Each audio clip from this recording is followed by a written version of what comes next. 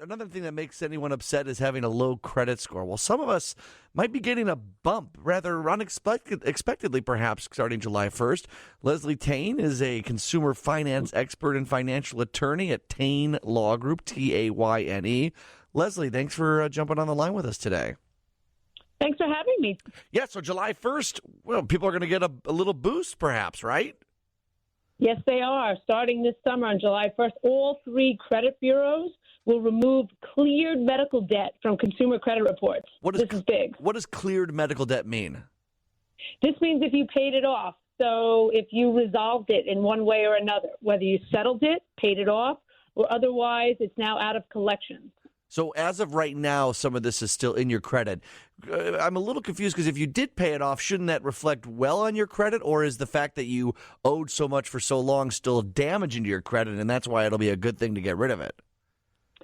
It's definitely a good thing to get rid of it because it'll take away the history of the negative reporting history. Remember, things are reported on the credit report for up to 7 years, negative reports. So this way, these negative reports will get deleted and it won't any longer impact the credit standing. So if you have outstanding medical debt and you haven't reached that settlement or you haven't paid it all back, for the most part, that will remain on. That's correct. If you still have outstanding medical debt and it has not been resolved and it's been reported on your credit report, that will continue to stay on. It is advisable that before July 1st, which is coming up very soon, that if you can resolve some of that medical debt and you have the ability to do so, it might be a good idea in order to qualify for the removal of the history. Is all debt considered equal in a credit report? And I guess what I'm asking is, if I owe $300,000 on a house or I owe $300,000 in medical bills, do credit companies treat that the same way in how they figure out your score? So all debt is not created equally necessarily on the credit report. Certain types of credit reporting lines, what they call trade lines, do carry more weight. But there's a lot of factors that go into that. So when you took that out, the available credit, the type of credit, basically the history. Once you have a negative history, as in the case of what we're discussing with the medical debt being removed, once you have a negative history, meaning you haven't paid, it went delinquent, and it was reported as bad debt, that is super impactful on the score. Regardless of what kind it was. Yes, well, regardless of what kind it was, to a certain extent. So, and depending on your credit score. So, Not everybody's credit score is the same. So, if you had over an 800 credit score, any type of negative remark will bring it down considerably. If your credit score was on the lower end in that 640 range or lower, for example, then a medical debt may not impact it as greatly as it would if you were in the 800s. That makes sense. I guess what I'm also asking is, do these credit companies, it's not like they look at medical debt and then go, well, it was a tough year, though. That's our healthcare system's all messed up. This one we're not going to judge you as much for. They don't do that. So it's not that subjective when it comes to, the credit reporting bureaus. Now, you might be talking about somebody looking at the credit report if they're going to lend you money and they're reviewing the credit report and they might say, oh, there was a delinquency on a $25 medical debt. We're not going to hold that against you and not loan you money. But when it comes to the actual reporting, it's really much more simplistic in that, it's a more in the actuarial field where the information is computerized. So it's not like the computer and the data is that subjective. Right, exactly. There's not a human looking over every little thing, which makes sense. If someone had this on their credit report, now they won't. Any guesses, and I guess it probably depends again on where your score is, about how many points you might see a jump? So again, that depends on the volume of the credit and the history of the debt. So you might see a small jump in the credit score, but any jump is significant because 20 points could make the difference between being at a tier 1 credit rating and a tier 2. So, that 20 points could be significant for one person, but for another person, it's not that significant. Yeah, sounds good. Hey, Leslie, you don't mind sticking around for another segment, do you? I don't at all. Thank you. That's great. Let's get a look at traffic and weather first, though, with Mary Vandeveld. Your Money Matters for a few more minutes here on WGN. Leslie Tayne joining us, consumer finance expert and financial attorney. Leslie, I got a question for you. I got a couple questions for you, actually. You ready to go? Sure. Yes, absolutely. This is from the 773. If you get sent to collections, can you still pay the hospital or doctor directly, or do you have to pay what you owe to the collection agency instead? So generally, you have to pay the collection agency. Most providers would tell you that once they've turned it over to collections, that's where it has to be paid. In more of a private doctor situation, you might have a better chance of talking to an office manager or somebody there, but it's most likely you'll have to pay the collection agency. Okay, that's a great answer. Here's one for you, a conundrum I've had with someone that I know. I'm not going to name this person, obviously, but trying to help them out. They are about $70,000 in credit card debt, which is a big number, but I'm sure you've heard of more. They do pay their minimums every month, and they've cut up their credit cards. They don't use their credit cards anymore, which is good, I would imagine. Their payments are all on time. Their mortgages, everything is fine. They have money coming in. They paid for their kids' college and all that. They do have a lot of equity in their house. It was $250,000 when they bought it, now worth over $400,000. And we're talking about it, and this person seems a little bit frozen, but is a home equity loan to pay off credit card debt a crazy idea? I don't know. Where does that person go, do you think, first?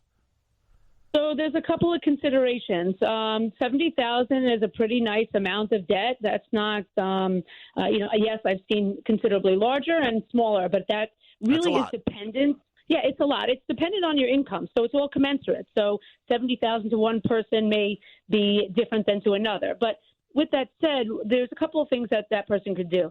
The challenge today is that interest rates are going up exponentially. So taking out loans and home equity lines of credit and other type of loans may not be as efficient. The question becomes, what's the underlying issue? Is it cash flow? Not using the credit cards is a good thing because this way these people are not adding balances and not adding anything onto the balances already owed. Right. It would be a great idea to try to pay a little bit more than the minimum payments in order to try to get the principal as much as possible.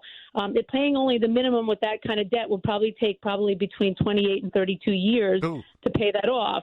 So that's a considerable amount of time and interest to be paid. So where do they go? They should consider, they can look into a home equity line of credit, but again, with interest rates going up, there's still a cost to taking any kind of loan.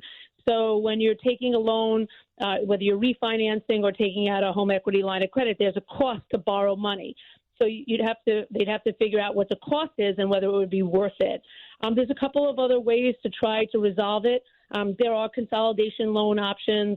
If they end up struggling to pay, there are very realistic solutions to try to negotiate with the creditors, either lower interest rates or even lower the principal balances and get it paid off a little bit sooner. Yeah. I've always asked people what they think of which works better, right? Like taking the highest interest loan or credit card and paying that one off the most or quickest because it is the highest interest, right? That makes the most sense. Or taking the smallest loan and paying it off because that gives you some momentum and it feels like you did something and maybe that will lead. I guess it depends on the psychology of the person, right, Leslie? Yep, that's correct. That's all. Most of that is psychological based, where it's about how you feel about getting the results that you're looking for, and a lot of it is motivation. So, what motivates you to pay it down? If it's seeing closing one account off, and that makes you feel better about it and more that you've achieved something, then that's the way to go. There isn't one right method for anybody. I always say, when it comes to debt, it's like a DNA of your debt, and it's all unique. And the resolution process and the type of debt and how you get to the end result, which is your goal, is never the same for two people.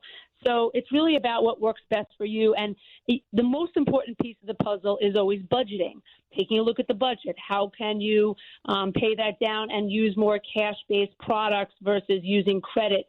Especially these days, again, with interest rates going up, you'll see that the credit card interest rates and other factoring of money is much more expensive to borrow.